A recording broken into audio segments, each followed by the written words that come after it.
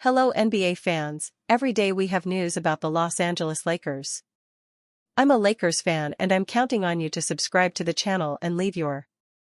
The Lakers have veteran players on the roster, but they're also investing in young players and preparing for a future without LeBron James. In a bold move, the Lakers plucked the Summer League star from rival Golden State Warriors. With NBA Summer League over, teams are beginning to fill out gaps on their rosters. The LA Lakers have moved to sign one of the Golden State Warriors' standout players in Summer League.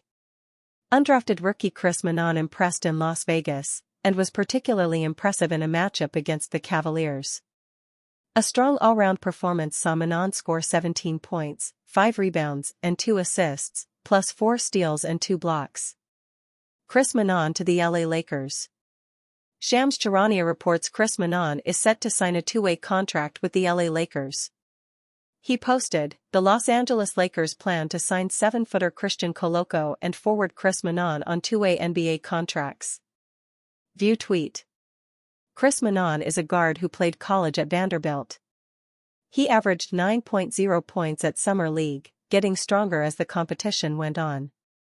Minon played against the Lakers, contributing another all-round performance, posting 8 points, 3 steals, and 2 blocks. He is seen above making a block on Lakers sophomore Dalton Knecht, who struggled during Summer League. Minon hailed as game-changer. Ahead of the tournament in Vegas, Warriors coach Lane Wilson expressed confidence in Chris Minon's abilities.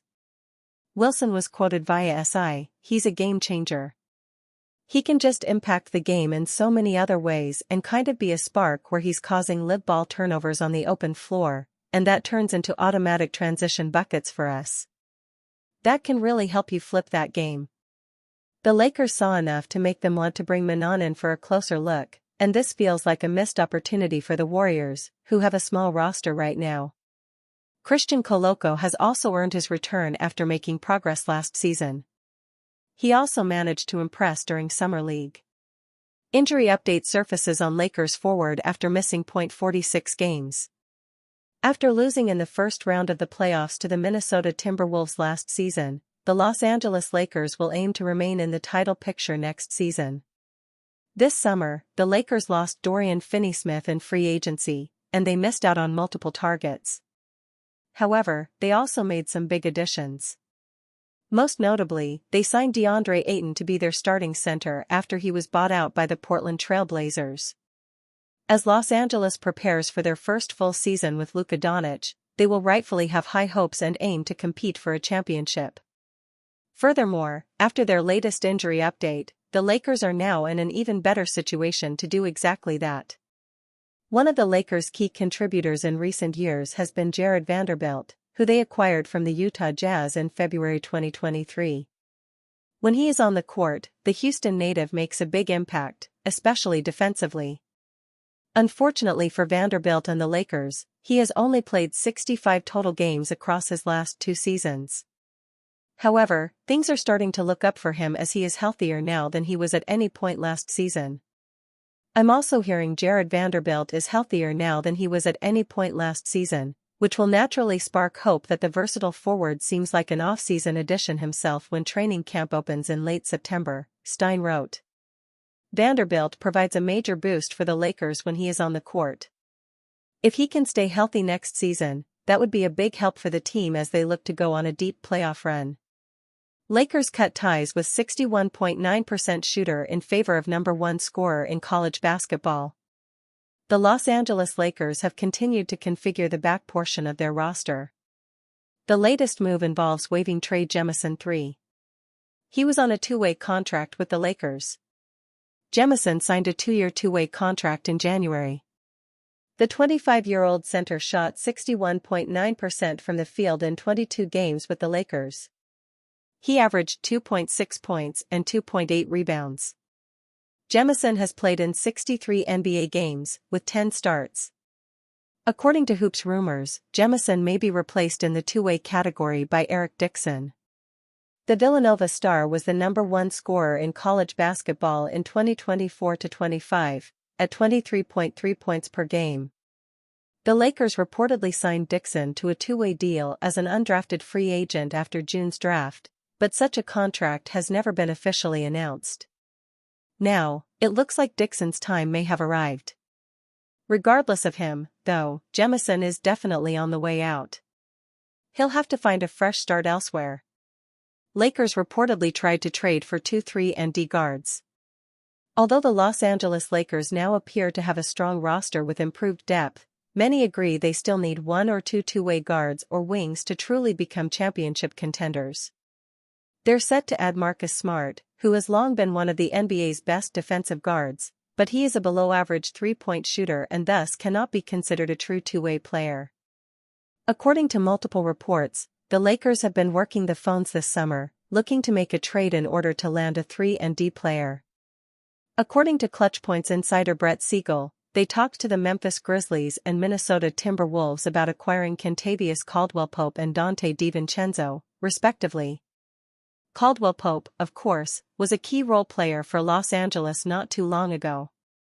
He came to the team as a free agent in 2017 and emerged as a three-point sniper and a solid team defender. He was an important member of the squad when it won the NBA championship in 2020. He was shipped out in the 2021 trade that brought LA Russell Westbrook, and he went on to win another ring with the Denver Nuggets in 2023. The Orlando Magic traded him to Memphis last month in order to obtain Desmond Bane, and at age 32, Caldwell-Pope remains a viable complementary piece. DiVincenzo, 28, won a world title with the Milwaukee Bucks in 2021 and spent this past season with Minnesota after the New York Knicks sent him there in early October. He averaged 11.7 points, 3.7 rebounds, 3.6 assists and 1.2 steals a game while hitting 39.7% from three-point range for a Timberwolves team that reached the Western Conference Finals for the second year in a row. DeAndre Ayton must shift focus to thrive on the Lakers. DeAndre Ayton is not being asked to lead the Los Angeles Lakers, he is being asked to help complete them. For Ayton, repping the purple and gold offers him a great chance to have a bounce back in his career, and prove the doubters wrong. In Phoenix, Ayton was expected to be a franchise cornerstone. In Portland, he was expected to find himself. In Los Angeles? He is expected to do his job, no more, no less. A once promising star is now in a perfect role to prove everyone wrong. That job starts with 2 things, finishing plays and protecting the rim. If Ayton can excel in those areas, without trying to be something he is not, he could be in for a massive season ahead. The Lakers center can become one of the most valuable bigs in the Western Conference. On paper, Ayton is exactly what the Lakers lacked last season in size, mobility, rebounding, and pick-and-roll finishing. For him, success in Los Angeles will not come down to the numbers, it will come down to his mindset. Embracing simplicity could be Ayton's most intelligent move yet. This is about embracing simplicity. Setting hard screens. Rolling to the cup with intent. Catching and finishing lobs. Protecting the paint like it matters. Letting Luka Doncic and LeBron James dictate the offense while making their jobs easier. There is power in that kind of role. Think of players like Kevin Looney with the Golden State Warriors or Isaiah Hartenstein with the Oklahoma City Thunder, guys who did not chase stats, but made championship teams better by doing what no one else wanted to. The Lakers do not need Ayton to be what Anthony Davis was. What they do need him to do is play like a defender who is engaged on every possession. Too often in past stops, his energy wavered, and because of that so did his value. Ayton's numbers won't matter if the mindset isn't there. That will not fly in Los Angeles. This team is built on expectations. With second-year head coach J.J. Redick and a clear system, Ayton has the chance to turn potential into reliability. Ayton needs to take pride in anchoring the defense, and stops floating around the perimeter. The impact should be able to speak for itself. Overall, the 2-year, $16 million contract he signed is a chance to show some growth. It is Ayton's opportunity to shift how the league sees him, from underwhelming former number 1 pick to a key piece on a contender. To do that, he does not need more plays called for him. He just needs to commit to the ones that count. Lakers' current roster by age, perfect balance of experience and potential. The Los Angeles Lakers have slowly made some significant roster upgrades this offseason. After a very slow start in free agency, the Purple and Gold have come through by acquiring a solid mix of players to address their immediate needs. As the new additions have strengthened the team, the overall makeup of the roster highlights an interesting balance of veteran experience and potential, with several young players playing an active role. With this in mind, we take a look at the age breakdown across the Purple and Gold's roster, while also examining the outlook this presents for the team. Lakers roster distribution by age. LeBron James, 40 years old. Maxi Kleber, 33 years old. Marcus Smart, 31 years old. Gabe Vincent, 29 years old. Austin Reeves, 27 years old. Rui Hachimura, 27 years old. Jared Vanderbilt, 26 years old. Luka Doncic, 26 years old. DeAndre Ayton, 26 years old. Jackson Hayes, 25 years old. Dalton Knecht, 24 years old. Jake LaRavia, 23 years old. Adou Thiero, 21 years old. Bronny James, 20 years old. The interesting thing about this team is that a majority of the players are in their early mid-20s. But due to the presence of players like LeBron James, the Lakers' average roster age is brought up to roughly 27, which only adds to the narrative of a balanced distribution of experience and youthful energy. In many ways, the Purple and Gold have made additions with Luka Doncic's timeline in mind. At 26 years old, Doncic is on the brink of entering his physical prime. Considering his future as the franchise cornerstone, the Lakers have done well to acquire talent in the same age bracket. Having 3 players over 30 with at least 7 years of experience is also a benefit. Veteran experience is invaluable, especially when navigating the regular season. With the addition of Marcus Smart, the Lakers have acquired a savvy veteran who is a capable leader and can be a great influence on the younger players on the team. A veteran big man like Maxi Kleber may not receive a lot of playing time, but his experience and intelligence will be crucial in reinforcing the roster strength. Meanwhile, the young players on the team have their roles to play. The development of players like Bronny James and Dalton Knecht, who will be entering their sophomore seasons, has been worth tracking. Although Knecht's performance at the Las Vegas Summer League left much to be desired, the sharpshooter is expected to take some big steps this season. Given the kind of interest he has garnered from other teams in the offseason, Knecht has also been viewed as a valuable trade asset, although his stock has taken a small hit. Meanwhile, Bronny has made noticeable strides in improvement over the summer. His performances at Summer League displayed his development as an all-around player while also showcasing sharper game instincts and awareness. With great expectations of him in the upcoming season, the 20-year-old could earn a lot of playing time if he can sustain his form. Other young players like Jake LaRavia and Adou Thiero will be looking to make their debut with the Lakers this season.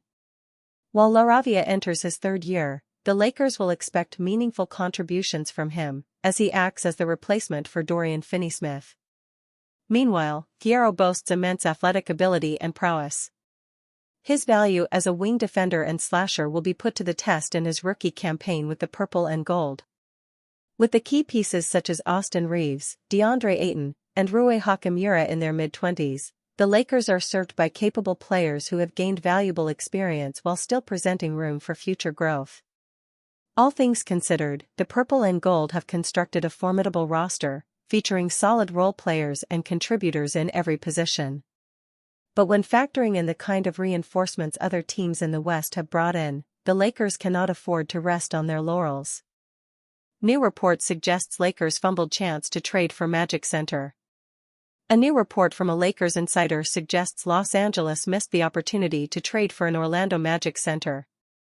Although the Los Angeles Lakers signed former number 1 pick DeAndre Ayton to address their lack of front court, he cannot hold down the interior on his own. Past years actually show quite the opposite, as there are countless clips of Ayton acting lazy on defense. In order to bolster the big man room further, many proposed trade scenarios between the Lakers and Orlando saw LA land center Goga Bitadze. The pitched return for the Magic was often highlighted by rising sophomore guard Dalton Knecht, but a new report suggests this option is potentially off the table. Lakers insider Jovan Buha shared Connect's play in NBA Summer League greatly tanked his value on the trade market, enough for organizations to no longer view him as a former first-round pick. Summer League has not helped Connect's stock, and I don't think at this point he is valued as a first-round pick, in terms of an asset valuation, Buha said on his podcast. That was what I heard in Vegas from talking to multiple people, non-Lakers people, just gauging what would you give for Dalton Knecht? Or if the Lakers are putting Dalton Knecht in a trade, what is he worth? And the feedback I got was, no longer worth a first-round valuation. There are certainly other packages the Lakers can offer Orlando's front office, but none will have a piece as valuable as Knecht once was. The idea was simple: the Magic gain another young piece capable of providing shooting while the Lakers add a win-now frontcourt talent on a cheap contract. With this report, the Magic no longer hold nearly as much incentive to engage in any negotiations surrounding Btaz and the Lakers.